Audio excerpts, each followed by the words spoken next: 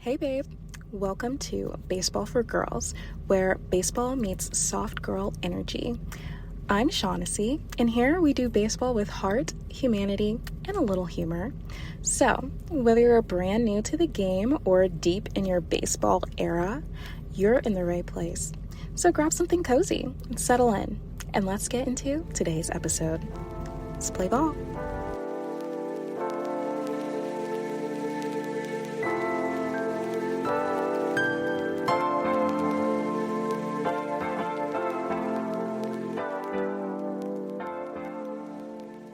Hey babes, welcome back to another episode of Baseball for Girls. And today we're going to be doing a tiny baseball lessons episode where we're going to focus on some of the more commonly used terms and vocab that is found in baseball games that you probably hear all the time, but you're just like, I have no idea what those letters stand for, and even if I did, I wouldn't know what it meant.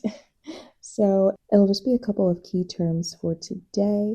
I am making a more in-depth episode that'll be more of like a glossary of different words and acronyms, but for today I thought I'd just give you a quick and dirty, really easy to follow list of terms that you can start using and learning and understanding today. So I really wanted to go over some stats that I personally think are really important to know, especially as a beginner. So like I said, it's not going to be every single statistic, but these are the ones that you're definitely going to hear when you're watching a game. So the first one I'm going to start with is the batting average. Sometimes it's just denoted as AVG or average, but it's always referencing the batting average. So basically the batting average just tells you how often a player gets a hit. So if someone has a batting average of 300, or it'll be denoted as 0.300, that just means that they get a hit about 30% of the time.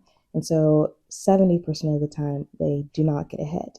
And so in baseball, that's actually really good. 30% of the time hitting the ball, that's like a really, really good player, which is why people refer to baseball as a game of failure, because over half, literally 70 to 80% of the time, you go up there and you don't get a hit and you have to go back and sit down and wait for your next plate appearance. So generally, a 300 is like an excellent batting average. Most players are around 250, so 0.250, which is a pretty average batting average, so anything around there. But then if you're below 200, so below 0.200, that indicates that you're probably struggling, or you really just haven't had that many plate appearances or at-bats that count towards your batting average. But announcers are always mentioning this stat throughout a game. The next stat I wanted to mention is the ERA. So the ERA stands for Earned Run Average, and this is specifically a statistic for pitchers. So basically it measures how many runs a pitcher gives up on average in every 9 innings. So a lower ERA, earned run average, is better. So if a pitcher has like a 2.50 ERA, that's super good. Anything below 2.5 is considered to be very good. If your ERA is in the threes, that's like a solid, more of an average ERA. Fours are kind of average, but not that great. But anything above 5 is not good. It means you probably have had a couple of outings, or a couple of times where they went up to pitch that they gave up a lot of runs. And so when I'm saying stuff like giving up runs, basically just means when the pitcher throws a pitch that the batter either hit a home run or the batter was able to hit the ball in a way that allowed for someone else that was on base to reach home plate, and therefore a run was scored. So this stat really matters because pitchers don't really get judged by how many points that they score. Obviously, they're really being judged by how often they are able to prevent the other teams from scoring. And so this statistic is really good for getting an understanding of how well the pitcher helps the team to win. The next stat I want to touch on is the RBI. So this stands for runs batted in. I did kind of mention this in one of my previous episodes. I kind of described what an RBI is, but just so that you can also get a good understanding about it here, the RBI basically means, did you help someone score with your hit? So if there's a runner that's already on base and you hit a double and then they are able to score, that means that batter gets an RBI. So the stat is often used to talk about players who are really good at driving in runs during very important moments. So basically, if I am at bat and I hit the ball and it goes into the outfield and there's already a runner that was on base, so the batter before me was already on second base. Whenever I hit the ball into outfield, that runner that was on second base is now probably, if he's fast enough, is probably going to be able to go all the way home and score. So because my hit allowed for that batter to get all the way home and score, that means I get an RBI. And just to connect back to the ERA, that also means that runner who scores is now affecting that pitcher's ERA. So that is an RBI, or a run batted in. And next, I'll just talk about home runs. Like, obviously, that's a little bit more self-explanatory. So it's basically whenever you hit the ball over the fence and everybody gets to score. So you get to score and anyone else that was already on base also scores. And obviously, home runs are a huge part of baseball culture. People always are tracking how many home runs a player has throughout the season and in their career. We're always tracking the home run leaders. I do that in my weekly MLB recap, and announcers do constantly reference them during their broadcasts. Next, I'll talk a little bit about strikeouts. So we know that a strikeout is basically when a pitcher strikes out a batter. When that happens, whenever the pitcher will throw a couple of pitches, and once they get to the third strike, that counts as a strikeout. So let's say the first pitch he throws ends up being a strike. It goes straight through the strike zone. The second pitch he throws, the batter swings through it. So then that counts as a strike. And then the third pitch he throws, the batter swings through it again. That is a strikeout. And let's say for the third strike, instead of the batter trying to swing through it, maybe the batter doesn't swing at all because he thinks it's going to be a ball, like he's not going to be able to hit it. And so he is what we would say caught looking. So the ball goes straight through the strike zone. The batter does not try to swing for it, and he is then struck out, but he is struck out looking, and that is denoted with a backwards K. So a regular strikeout is a regular K, like just like how you would normally write a K.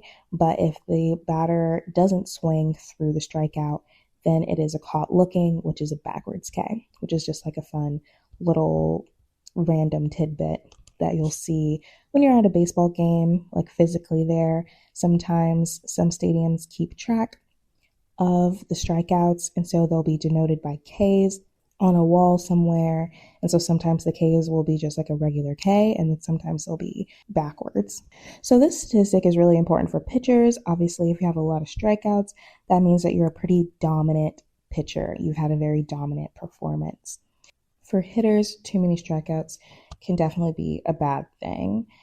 So really, it just depends on context, who you are really paying attention to here. If you're really paying attention to the pitcher, having 10 strikeouts in a game, amazing. But you're talking about your hitters, not so much. Next, I'm going to talk about wins and losses. So pitchers get credited a win or a loss in each game, or sometimes a no decision. And that honestly deserves its own entire episode because the rules are really weird. I am planning to record an episode that will really go into the nitty gritty about wins and losses for pitchers because it is pretty confusing and honestly, I don't even understand it. So it'll just be a good excuse for me to finally sit down and figure out what the heck it all means. But really, the short version, a winning pitcher was one that pitches when their team took the lead for good and the team ends up winning, while the losing pitcher gave up the lead during their outing or during that inning, and the team was never able to recover from losing that lead. But the statistic can actually be kind of misleading sometimes because baseball is so team dependent.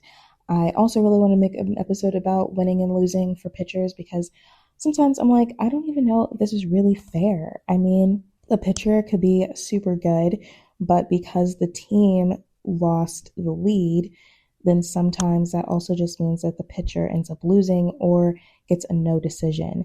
And it's just, I think, in my mind, it seems like a controversial statistic, but no one really ever seems to talk about it in a negative way.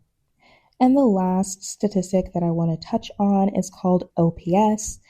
It's one that I literally figured out while preparing for this episode because I never really understood what it meant. I just knew what a good one was and a bad one was. But basically, this is one of the most advanced statistics to try to understand. So the OPS basically stands for on base plus slugging, which sounds really random and kind of intimidating. But basically, the OPS is a combination of two things. So it is the on base percentage, which is how often a player gets on base, plus the slugging percentage, which indicates how much power they hit for. So basically, an OPS is basically trying to answer the question, how good is this player offensively overall? Because it rewards getting on base, hitting for power, and doubles, triples, and home runs. So like hitting for power, so like being able to hit in very important situations. And that is why broadcasters really love it. So basically, it's an all in one kind of offensive statistic. It combines getting on base with hitting for power. And so generally, the higher the OPS, the more dangerous the hitter is. But honestly, as a beginner, you really do not need to memorize like what an OPS is or really understand what it actually means. Just know that the closer the OPS number is to 1, the better the player is. So, for example, Yordan Alvarez from the Houston Astros, he's a designated hitter. He has an OPS of 1.01. And Corbin Carroll, who was a right fielder for the D-backs, he has an OPS of 0.973, and both of those are considered to be very, very good OPS statistic scores. So anything less than that is just getting further away from being like a very dangerous hitter. But most importantly, I think it is good to remember that you really don't need to understand or know every single stat in order to enjoy baseball. I definitely didn't when I first started watching. I didn't know what any of the words meant, maybe except for batting average, but I didn't really appreciate what it meant to have a good or a bad batting average until I really started watching baseball more. You kind of naturally learn everything over time because broadcasters will repeat things constantly.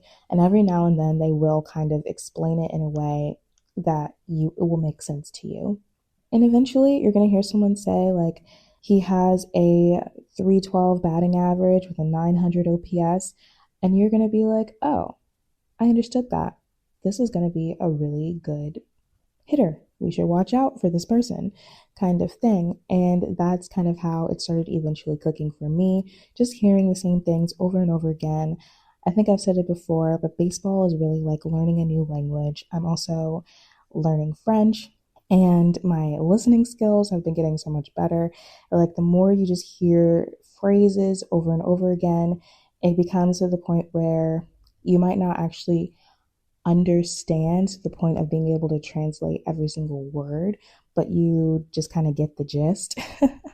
You just kind of get what the person is trying to tell you, and that's like the first level of just basic understanding. So I think that'll be all for today. Like I mentioned, I'm going to make a much more in depth episode. I've already made it, but I don't really like it, so I'm probably going to redo it. And I just wanted to make a quicker one that could help you get and understand these stats a lot easier and a lot quicker. But if there are any baseball stats or terms that still confuse you, honestly, same, but please let me know. And I'd love to make some more tiny baseball lesson episodes, maybe focusing on certain statistics that are really confusing for a lot of people. I'm also thinking about making a tiny baseball lessons episode that kind of goes over each position and why each position is important.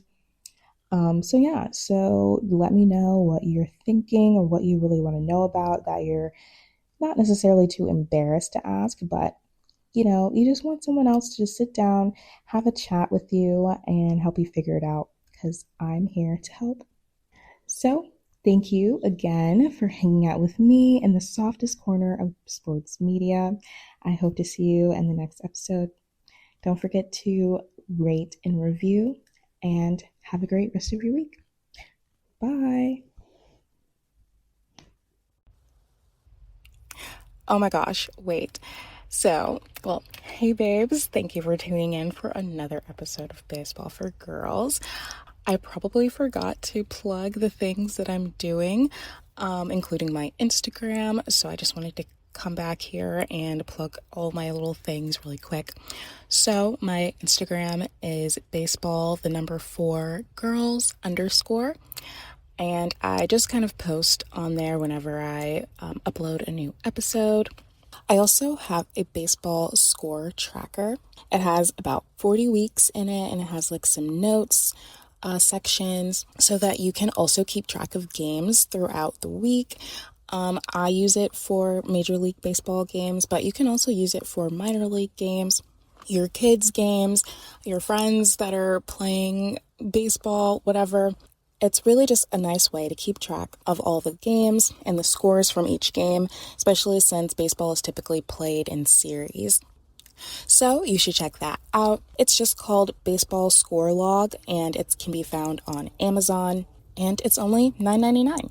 I also include how I personally keep track of games as a little bit of an instruction guide on the first couple of pages, so you can keep score like the same way that I do. Also, I am in the process of writing a ebook. So it'll be a baseball for beginners ebook that I have been working on for the past couple of weeks. It'll just kind of walk through the rules of the game, how to watch it for the first time, and just give you a general idea for how to understand baseball from a very, very basic perspective. So I'll definitely let y'all know whenever that is available. Thanks again for tuning in, and I'll catch y'all next time. Bye.